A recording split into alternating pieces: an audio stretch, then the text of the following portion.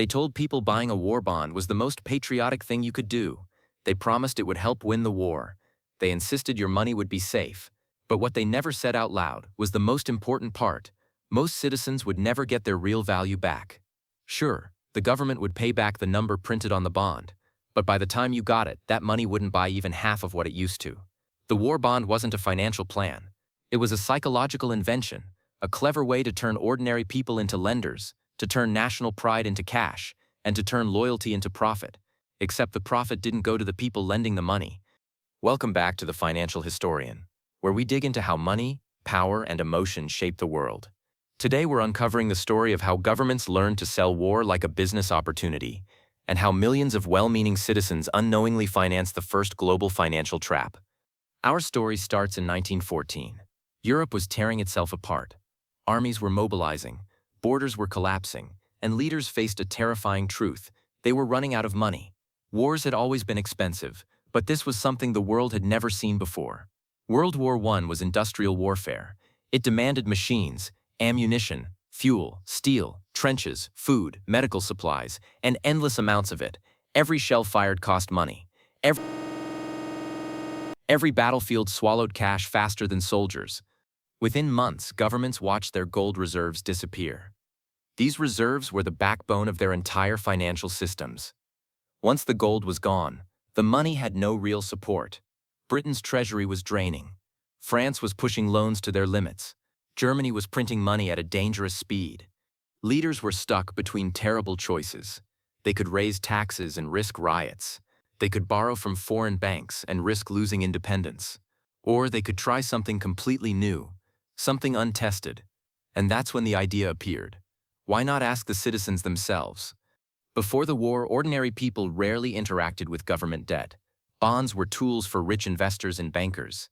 But the war changed everything. Governments needed money urgently, and for the first time they looked to regular families, factory workers, farmers, and clerks.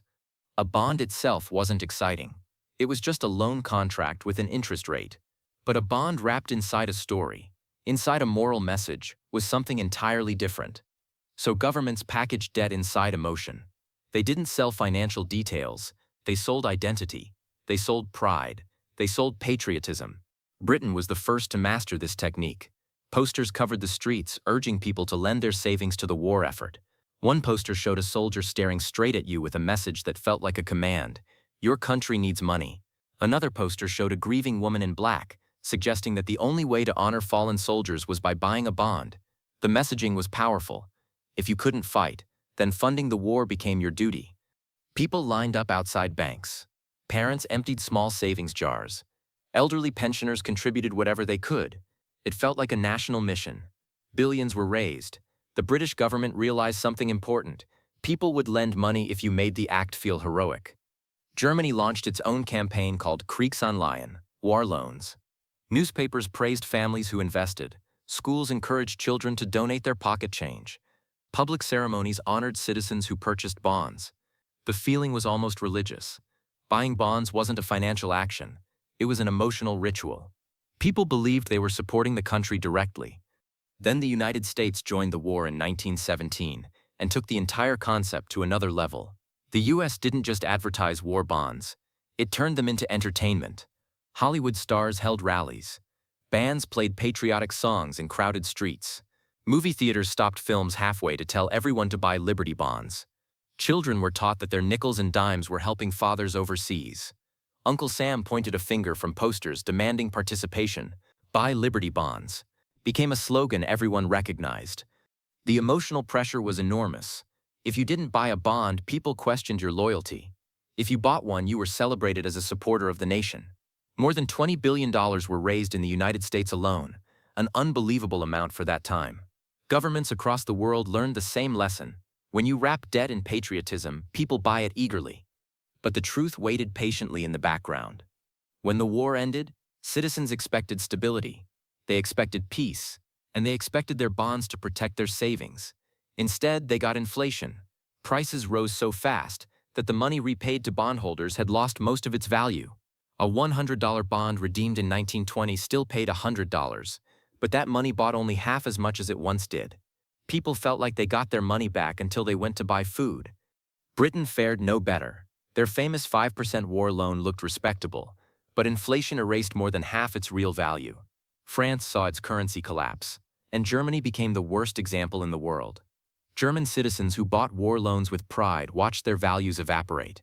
By 1923, money lost value so quickly that people carried cash in baskets or pushed it in wheelbarrows.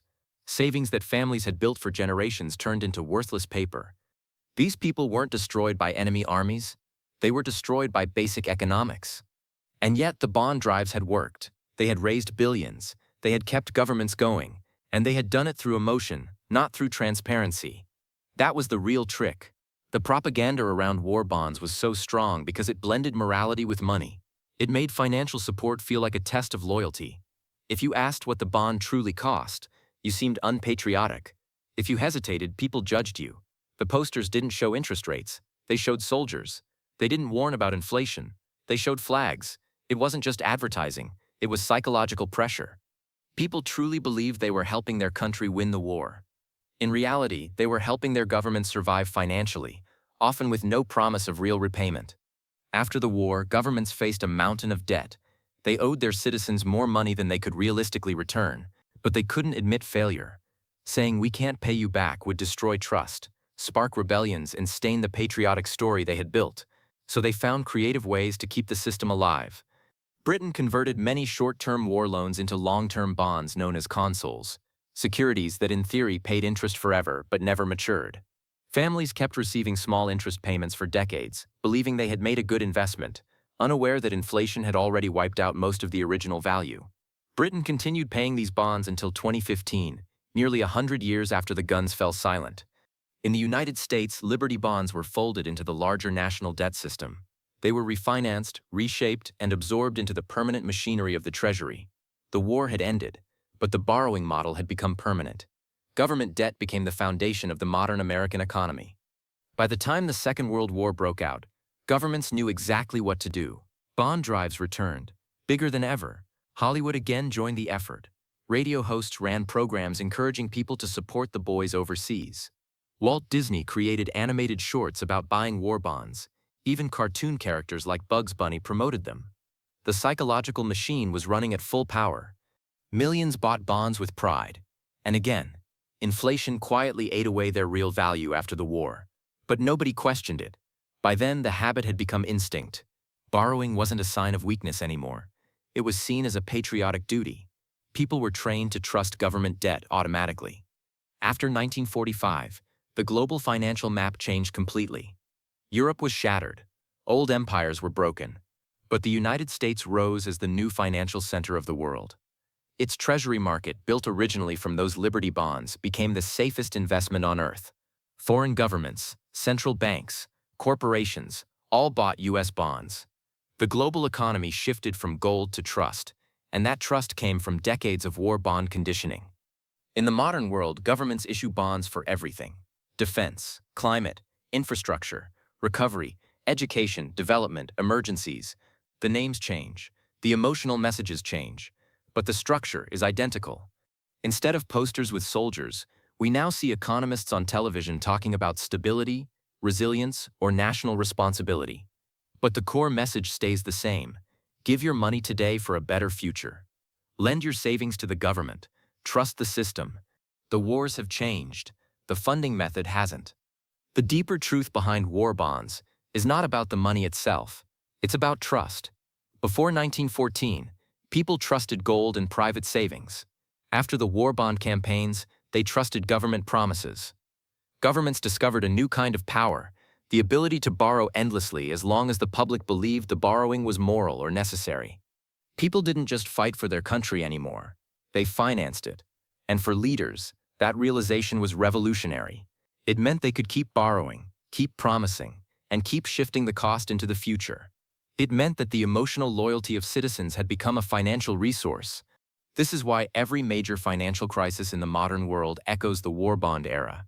Whenever fear rises, whether it's war, recession, terrorism, disease, inflation, governments ask citizens to support them financially. And citizens do, because the psychological foundation was built a century ago. The real cost of this system is slow and invisible: inflation, stagnation, Lost purchasing power, quiet erosion of savings, wealth drifting away from ordinary families into the hands of institutions. The poster once said, "If you can't fight finance." A century later, it's not a slogan, it's how the world works. War bonds funded the past. Their logic funds the present. We don't call them war bonds anymore, but the system is still here, running quietly in the background, built on belief, sustained by trust, powered by ordinary people who think they're doing the right thing. If this gave you a new perspective on money and history, subscribe for more. The past doesn't just repeat, it transforms, and the patterns are still all around us, once you know how to see them.